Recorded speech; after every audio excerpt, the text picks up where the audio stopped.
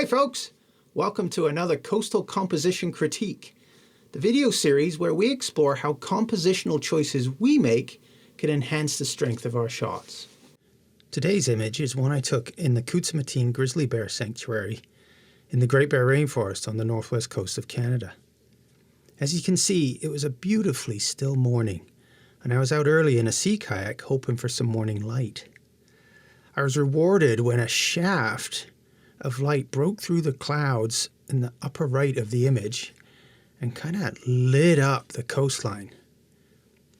I wanted my picture to reflect this calm tranquility and the feeling of almost elation as the sun broke through and started to light the scene. So really, the subject here is less of a thing and more of a feeling that I was going for. That feeling is at its peak as the light comes through and highlights the left side of the picture, right in there. Given that in Western cultures we typically start reading from the left and go towards the right side of the picture, I placed the more lit area on the left side of the image to allow the eye to wander from the lit area, which is more exciting, down into the deeper blue on the right hand side. I was hoping this would give more of a feeling of depth and tranquility. The light is generally very quiet with a lot of water vaping in it, giving it a kind of a hazy blue cast. The beam of light coming through the clouds up here gives an area of kind of warm, orangey, somewhat more exciting light, and it brings the area of interest forward, in contrast to the receding blue coolness of the distance.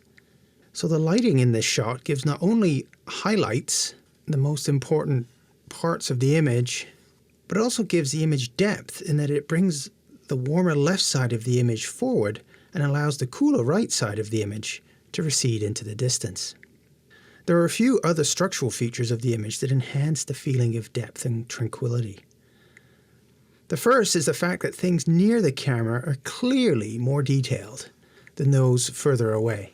This is a clue in our mind that there is again a great depth to the image, and it pulls our eye into the scene towards the right. We naturally go to areas of high contrast and greatest detail, and that's on the soft, warmly lit image on the left side of the image. We then move gradually deeper into the image towards the cool and less detailed areas. We often get low-hanging clouds and fog in the Great Bear Rainforest, and these really help this image in that they help separate the overlapping ridges and again create a feeling of depth. You wouldn't be able to really see these well unless there was cloud in between them.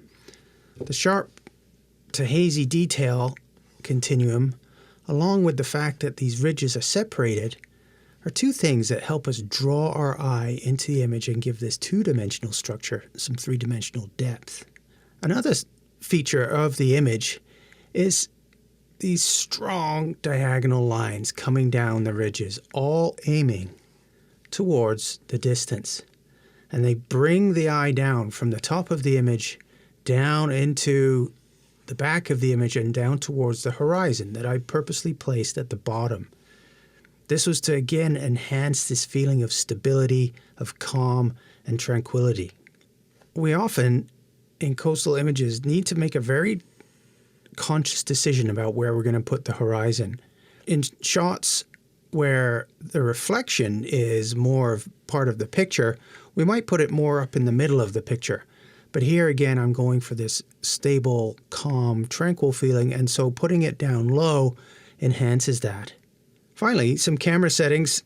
I shot this at f13 with a focal length of 70 millimeters and a shutter speed of a 3/20th. So for the aperture, I wanted reasonable depth of field. The focal length gave me this lovely overlapping ridges effect with some gentle telephoto compression. And the shutter speed was because I was in a sea kayak and I didn't want to lose this nice sharp detail there in the foreground. So there we go. A little bit of Great Bear Rainforest tranquility to hopefully enhance your day.